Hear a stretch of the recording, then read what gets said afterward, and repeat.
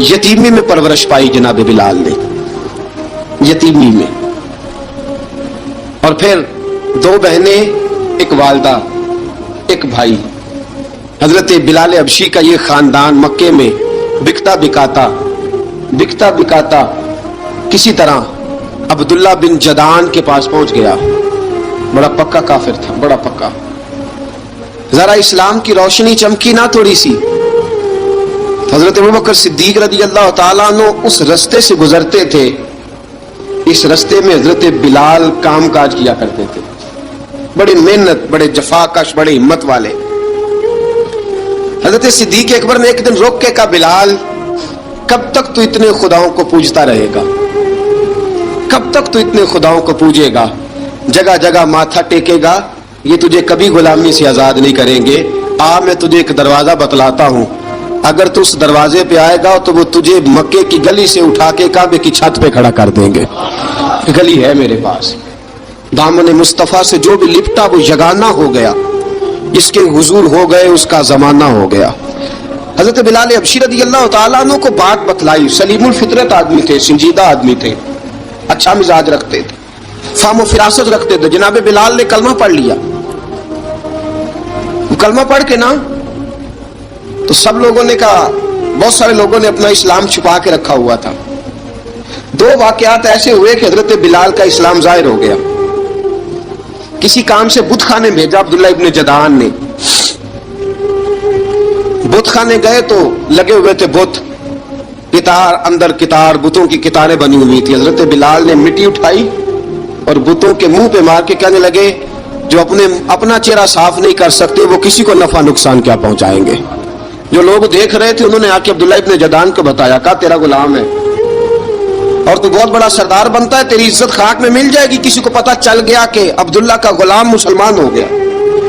عبداللہ بن جدعان نے راتوں رات امیہ بن خلف سے بات کی اور امیہ سے کہا، یار یہ غلام لے لو، مفتی لے لو. بتایا نہیں امیہ کو، بتایا نہیں کہ مسلمان ہو گیا ہے. امیہ نے لے لیا. امیہ بڑا سخت آدمی تھا، بڑی طبیعت میں سختی پائی جاتی تھی. اللہ اکبر. لیکن یہ محبت اور عشق یہ چھپائے چھپتے نہیں، اور مسلمان اپنے اسلام کا اظہار کیے بغیر رہ سکتا. ایک واقعہ اور رونما ہو گیا. حضرت بلال پھر ظاہر ہو گئے. ہوا کیا؟ حضرت عمار بن یاسر رضی اللہ تعالیٰ عنہ، مکے کے سارے کافر کٹھے ہو کے غریب آدمی کو مار رہے ہیں. غریب آدمی کو. جب اندر انسان کے چور ہوتا ہے تو بڑا سے بڑا آدمی بھی بزدل ہو جاتا ہے. جب اندر چور بیٹھ جائے نا تو بڑے سے بڑا آدمی بزدل ہو جاتا ہے، اور جب اندر صفائی ہو تو غریب سے غریب آدمی بھی بہادر ہو جاتا ہے. حق پہ ہونا چاہیے، سچا ہونا چاہیے، پھر بہادر ہو. حضرت عمار بن یاسر رضی اللہ، غریب آدمی، مکے کے سارے سردار مکے کے چوک میں کٹھے ہیں اور ایک دیوار کے ساتھ کھڑا کیا ہوا ہے. حضرت عمار بن یاسر کو کوڑے مار رہے ہیں، زور زور سے کوڑے حضرت عمار بن یاسر رضی اللہ تعالیٰ عنہ کے بدن پہ لگتے ہیں. وجود لہو لہان ہے. حضرت عمار بن یاسر کو پتا تھا کہ بلال بھی مسلمان ہو گئے، لیکن ان کا خیال تھا کہ یہ کسی کو بتلائے نہ تو ہی بہتر ہے. امیہ بن خلف آیا، سخت دھوپ تھی. جب کوڑے مار مار کے تھک گیا نا، ابو جال نے بھی مارا، ابو لہب نے بھی مارا، ابو سفیان نے بھی مارا، ابو البختری نے بھی مارا، اخنس بن شلیک نے بھی مارا. امیہ بن خلف کی باری آئی تو تھک گیا نا مار مار کے. اسے پتا تھا کہ بلال بڑا سخت آدمی ہے، جو کام بھی کہو بلال کر دیتا ہے. امیہ نے کہا بلال سے، کہا بلال ادھر آ. حضرت بلال گئے، کہا یہ کوڑا پکڑ اور اس کو مار. جناب بلال نے کوڑے کی طرف دیکھا، پھر حضرت عمار کی طرف دیکھا. جناب عمار نہ دیوار سے ذرا آگے ہوئے، تھوڑے سے کانپتی ٹانگوں کے ساتھ تھوڑے آگے ہوئے، اور حضرت بلال کے کان میں کہنے لگے، یار 2-4 کوڑے مار لے، میرا کیا ہے، مجھے تو مار پاڑی رہی ہے نا، چل تو نہ اب اظہار نہ کر بیٹھنا، 2-4 کوڑے مار لے. حضرت سیدنا بلال حبشی نے نظر اٹھائی.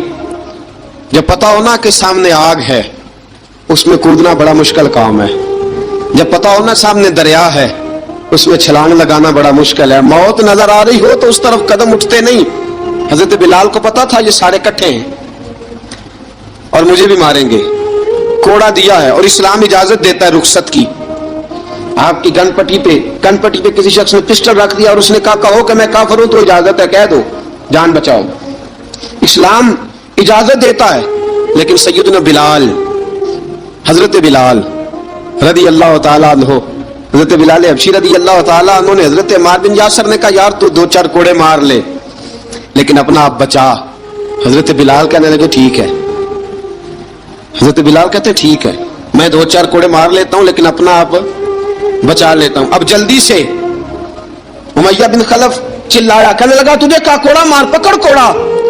حضرت بلال نے کوڑا ہاتھ میں لیا، ایک دفعہ امیہ کی طرف دیکھا، پھر ابو جہل کی طرف دیکھا، پھر ابو لہب کی طرف دیکھا، سارے کافروں پہ نظر دوڑائی، اور پھر عمار بن یاسر کی طرف دیکھا، کہا عمار تو مار کھا سکتا ہے تو میں نہیں کھا سکتا، عمار تو تیرے وجود پہ زخم لگ سکتے ہیں تو میرے پہ نہیں لگ سکتے، عمار جس خدا کا تو کلمہ پڑھتا ہے اسی کا میں پڑھتا ہوں، اور جس زلفوں کا تو قیدی ہے میں بھی اسی محمد عربی کی زلفوں کا قیدی ہوں۔